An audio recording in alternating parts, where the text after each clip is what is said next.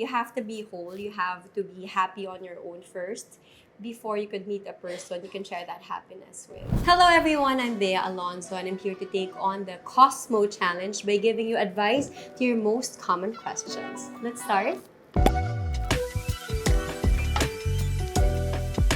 So question number 1 is, sabi niya, I'm 13, I have no savings. I'm helping my family, pero at the same time, I still want to enjoy life. I treat myself at ang sarap kumain sa labas at mag-shopping. Totoo naman.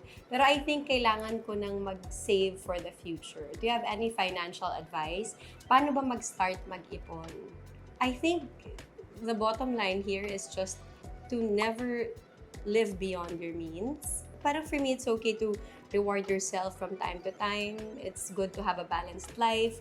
Sabi nga nila, you work hard and you play hard, diba? But for me, there are also other ways to enjoy life without spending too much. Like probably spending time with your friends or, watching a movie. I know it's kind of expensive these days, but like, you can also plan ahead. You have to cover the necessities and the basics first before you can spend on the more enjoyable things. My boyfriend and I broke up after being together for 7 years. It's hard to trust again and to get yourself out there after being in a long-term relationship. How do I go back to the dating scene?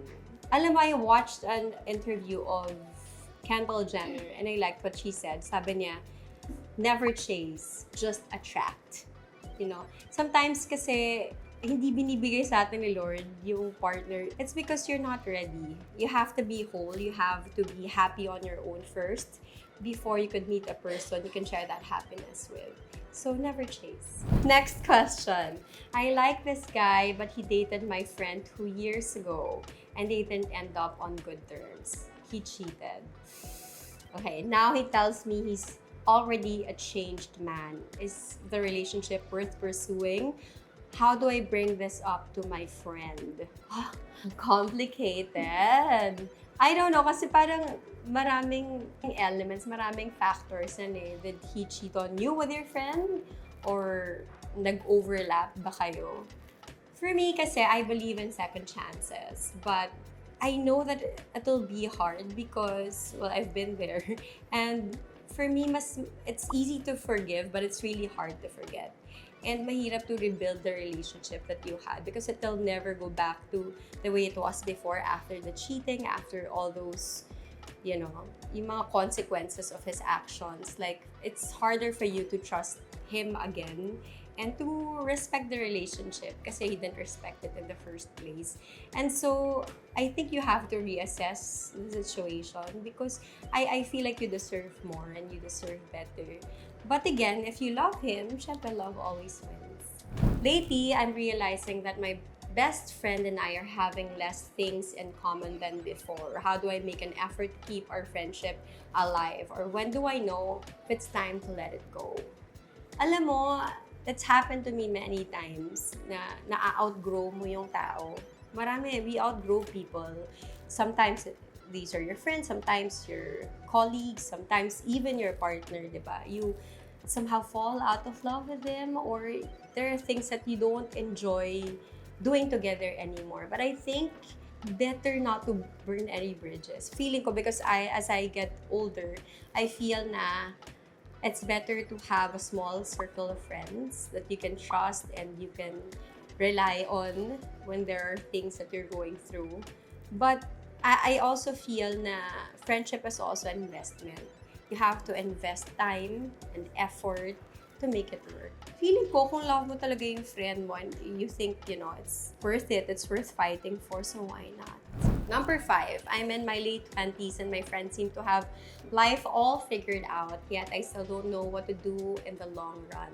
I know we all have our own pace, but I can't help but feel like I'm being left behind. How do I deal with this?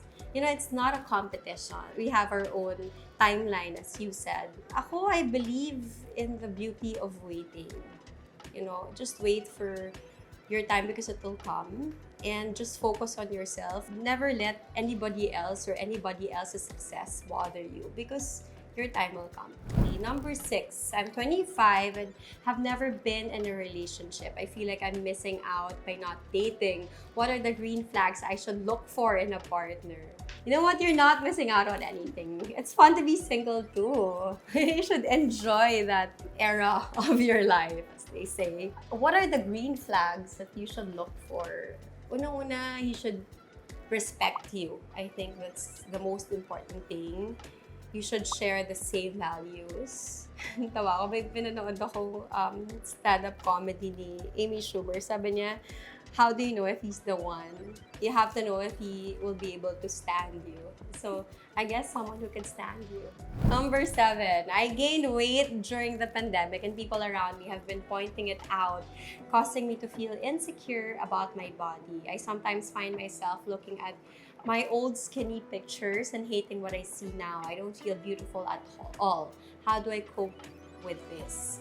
Ako, being in the limelight for 20 years, I can totally relate to you because, you know, parang it's easy to get scrutinized by the way you look, just by the way you look. Eventually, now that I'm learning, I'm getting older, I feel like you should love yourself no matter what size and form.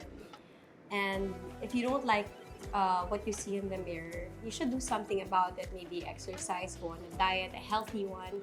But then you should never do these things for other people. You should do it for you. And that's it for today. Which celeb would you like to take on the Cosmo Challenge next? Let us know in the comment box below. Don't forget to follow me on my socials and subscribe to Cosmo's YouTube channel. Thank you for watching!